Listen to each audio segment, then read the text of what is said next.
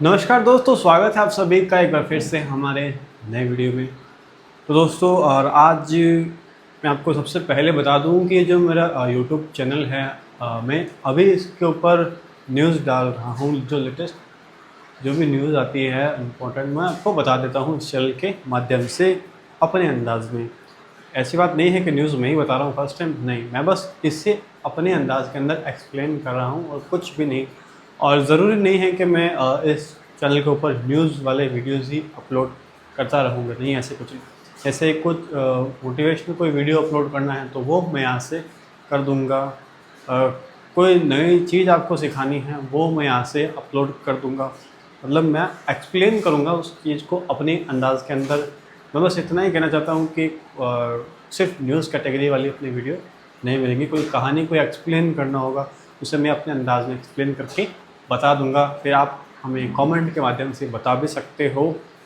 खैर, आज का जो हमारा वीडियो है, आज भी हमने ईरान अमेरिका युद्ध पर ही बताने वाला हूँ। और ये हाथ में मेरे मोबाइल है, मैं स्क्रीन चला दूँगा। तो दोस्तों, ये मैंने स्क्रीन रिकॉर्डर ऑन कर लिया और न्यूज़ ये है कि ईरान के 3 समुद्री रास्ते बंद करने की धमकी। देखो, ईरान बोल रहा है कि हम पर्शियन गल्फ़, आपको स्क्रीन पर दिख रहा होगा, पर्शियन गल्फ़, रेड सी और ओमान सागर, ईरान बोल रहा है, अमेरिका को धमकी दे रहा है कि आप हमारा स्ट्रेट ऑफ हॉर्मुज़ रास्ते, आपने जो नाकाबंदी कर रखी है, आप इसको हटा लो, वरना हम ये जो 3 विदेशी व्यापार के जो इम्पोर्टेंट मार्ग हैं समुद्री, रेड सी, पर्शियन गल्फ़ और ओमान सागर, हम यहाँ पर भी अपनी मिसाइलें ज़रूर फेंकेंगे।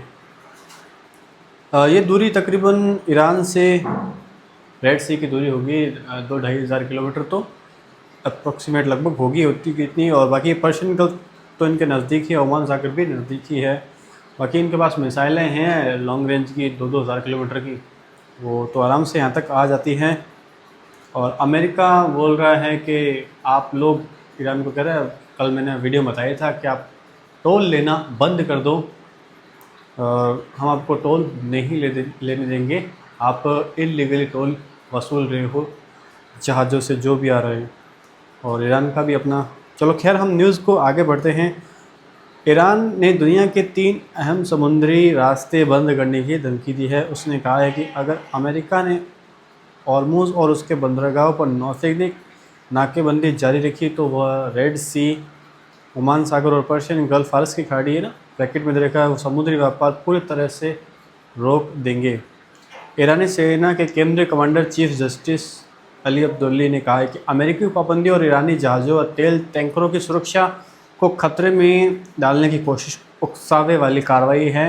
उन्होंने कहा है कि ईरान अपनी संप्रभुता और राष्ट्रीय हितों की रक्षा करने के लिए निर्णायक कार्रवाई भी कर सकता है या कर देगा।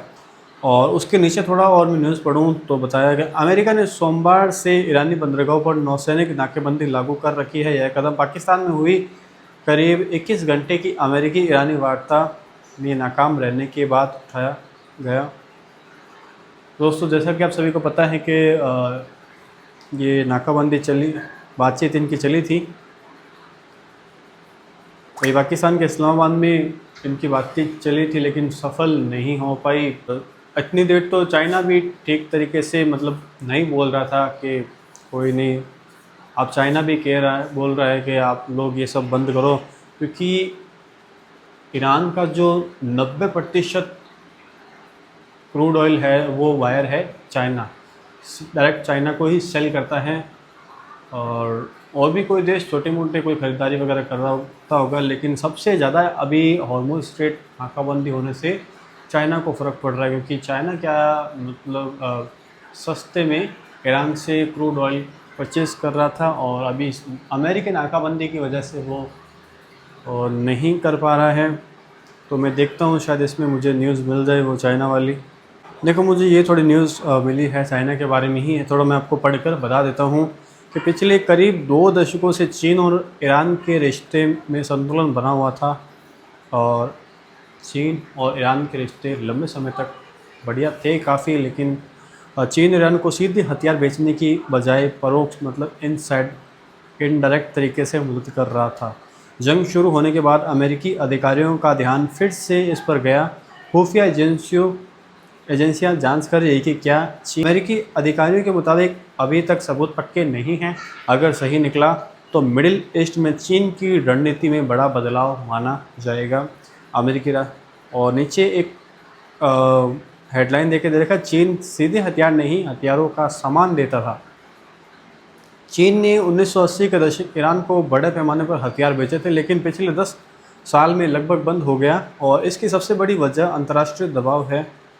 फिर 2006 लिख रखा है, जैसे कि केमिकल सामान्य उद्योग, ये खबरें हैं। और एक नीचे की हेडलाइन दे रखी है, 1980 ईरान इराक जंग में हथियार बेच मुनाफा कमाया। ये हो सकता है पहले की है। और एक ये है, 1987 यूएस शिप पर हमले के बाद चीन पर दबाव बढ़ा और चीन ने ईरान को विदेशी मिसाइल बनाने में मदद की। खैर ये न्यूज़ें हैं, बहुत सारी हैं। तो ये चाइना के बारे में थोड़ी बहुत न्यूज़ थी जो मैंने आपको बता दी।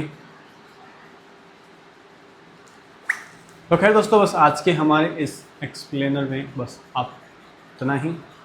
मिलता हूँ मैं आपसे कल नेक्स्ट किसी और टॉपिक पर। तब तक के लिए tata bye bye. Topic news भी हो सकता है, कुछ भी हो सकता है। अभी मुझे न्यूज़ डालना थोड़ा सही लग रहा है तो मैं न्यूज़ ही न्यूज़ डालना ही सही लग रहा है तो मैं न्यूज़ ही डाल रहा हूँ। और आगे और भी कुछ ना कुछ टॉपिक में डालता रहूँगा और आपका भाई धीरे धीरे इम्प्रूवमेंट वीडियो में लाने की कोशिश करेगा। आप प्लीज़ अपने भाई को सपोर्ट ज़रूर करना। मिलता हूँ दोस्तों मैं आपसे नेक्स्ट वीडियो में। तब तक के लिए टाटा बाय बाय और जय हिंद।